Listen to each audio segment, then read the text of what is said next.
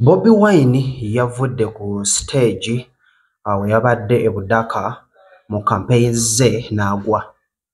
Kino kitegeeza ki? Ogenda kubeera nga olaba kiki kitegeeza, era ngenda kubeera nga nkuwa n'abakulembeze ababadde nga bajje bagwa era olabe na kiki kitegeeza. Byonna omusasi wange yabirina kambikuwe obeere nga obiwulira. Bobi Wine yaseeredde n'ava ku stage n'agwa. Ndowooza yabadde Budaka oba. Kati nkuleetedde abamu ku bakulembeze ab'amaanyi ne bannabyabufuzi ab'amaanyi abalabise nga bagwa mu public mu lujjudde. Then nkuwe kwe kiva na kiki kitegeeza.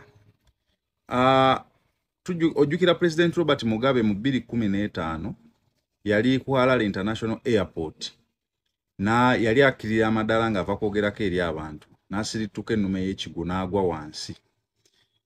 Ojjukira President wa Nigeria kati aliko Bola Ahmed Tinubu naye ndowooza baali ku 20th Democracy Day yaabwe yali alinnya akamotoka buno bupaleedi kabuno omotoka buno obubeetoolooza okulaba ennyiriri z'amagye nga bwe banaabeera ekkololo naye yalinnya miss n'agwa wansi. Barack Obama mu 2015 yali ava mu Air Force One, yali president by then wa America, n'asirituka n'alirengita ku madaala n'agwa ekigwo. Joe Biden naye era yavaako mu Air Force One, yalina ku academy base yaabwe, yamuteekawo bwetyo, yali afuluma naye n'asirituka n'aseerera n'agwa.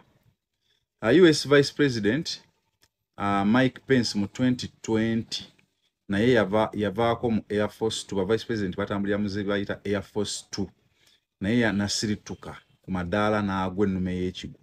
Eyaliko president wa Cuba Fidel Castro naye mu 2004 era naye yagwa mu lujjudde lw'abantu, yava ku stage nga Bobi Wine wennyini bwe yagudde. Ekifo baali bakiyita Santa Clara n'agwa. Ono yayisibwa bubi, yamenyeka evvivi n'omukono Fidel Castro. Hillary Clinton former US senator naye mu 2016 naye yavaako ku nnyonyi, ku madaala g'ennyonyi n'agwa wansi. Now kino ebiseera bisinga bagamba kiva ku fatigue, obukoowu, naddala mu biseera bya campaign. Bakoowa, batambula nnyo. Campaign zino zatandika ndowooza 29. Okuva olwo tebawummulangamu. Mabega kawo n'abako President Museveni nga withdrawings n'asooka n'avaayokko, ndowooza oba yali alina by'amalizo oba yali awummulamu ng'omuntu. Naye Kyagulanyi kuva 29th abadde buli kaseera atambula wa regions ez'enjawulo, kati bamanyi okukoowa. Bamanyi okubeera dehydrated. Tebanywa nnyo ndowooza kimala, boogera nnyo, batuyana nnyo, enfuufu, biki. Bafunamuko ne ku ndwadde, of course eziva mu movement si wano wali, ba-interactinga n'abantu bangi, omubiri bamanyi okufunamu ku fever, oba oli awo oba low blood sugar, omunnyo ogwo glucose oyo awa omubiri amaanyi n'akendeeramu. Waliwo abagwa nga basinziira ku age, kati nga Mugabe. Mugabe we yagwira yagwa 2015 ku airport Hirale ng'akkirira amadaala, yalina emyaka 9. Mulimu abagwa olw'emyaka. Joe Biden naye bagamba myaka, waliwo abagwa olw'emyaka, but of course Kyagulanyi emyaka mito, sikiwa nti yagudde lwa myaka. Then waliwo abagwa because of slippery surfaces nga waalinnye waseerera, not necessarily nti oba mukoowu oba kyobaki, wabula nga surface waseerera, maybe enkuba yatonnye oba waliwo amazzi oba nga wo okusinziira ku surface yaawo otunulirawo. Waliwo stages ezimu ezibeerako engeri y'olwa aluminium olwo, kati olinyisaako engatto ya rubber zino oyinza okwesanga mulimu abagwa olwa poor visibility nga talabye kati wetegereza Kyagulanyi engeri gye yalinnye, alinga ataalabye bulungi, teyeetegereza bulungi, yalowooza nti oba stage ekyakola ki. So waliwo abagwa olw'okuba nti talabye bulungi wagenda kulinnya. Waliwo abagwa olwa pushings, oba oli awo kugira ogenda okulanga ayisirutuse ennume y'ekigwo.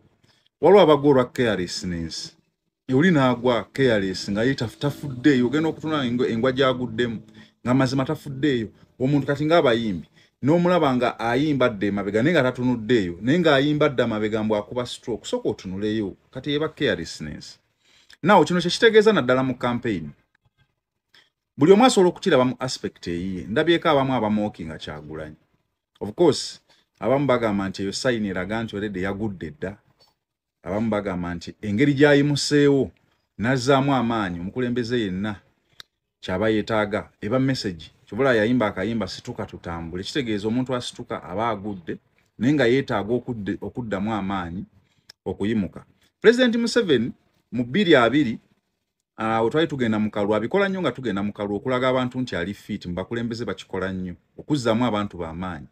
Yavaayo n'akuba pressure up bazaalingana, sijjukira bulungi mwendo gwa pressure up ze yakuba, naye ne zitrendinga nnyo, twali mu covid mu lockdown ebiseera ebyo. Naye abakulembeze bakola ebintu ebyo okusindika message naddala abakuzeekuzeemu eri abantu baabwe nti bakyali mbooko. Then ndowooza guno omwaka gwennyini ng'akaluka mwaka gujja 2025 tumulabyeko ekkololo ng'adduka emirundi ebiri. Of course ku myaka ndowooza 80 gy'alina agezaako kusindika message eri abamuwagira nti nkyayina amaanyi, nkyakola ki, nkyasobola, olaba nsobola okudduka abajaasi. Engeri gy'atambulamu omulaba atambula n'alaba nga n'abajaasi ate abamugoberera. Ojjukira we yakola treke n'atambula mu simanyi ayita gye baalwanira biki, aba agezaako kusindika message eri abamuwagira n'abannayuganda nti akyayina amaanyi agasobola okubakulembera emyaka egijja. Mujjukira Bobi Wine engeri gye yatambulamu eyo gye bayita walk to freedom eyo ng'agenda okugira, ebeera nga message y'osindikira abantu nti tuli fit, we are fit to go, akalu tukayingidde, amaanyi tugayina, mutwesige. Mujjukira Amuriatu we bamuggyaamu engatto n'abeera nga campaign zonna azikola tali mu ngatto, eyo yali message eyongera okugumya abawagizi be nti regardless whatever byonna bye batuyisaamu ngaffe aba-FDC oba opposition, tulina okusigala nga tutambula mu mbeera ki oba mu mbeera ki. Campaign zonna yazimalako ng'atambuza bigere, so bannabyabufuzi abamu ate asobola ogikozesa nga advantage mu kugwa ng'awo waasirituse ate n'afunirako kyongera kuzzaamu bantu be maanyi.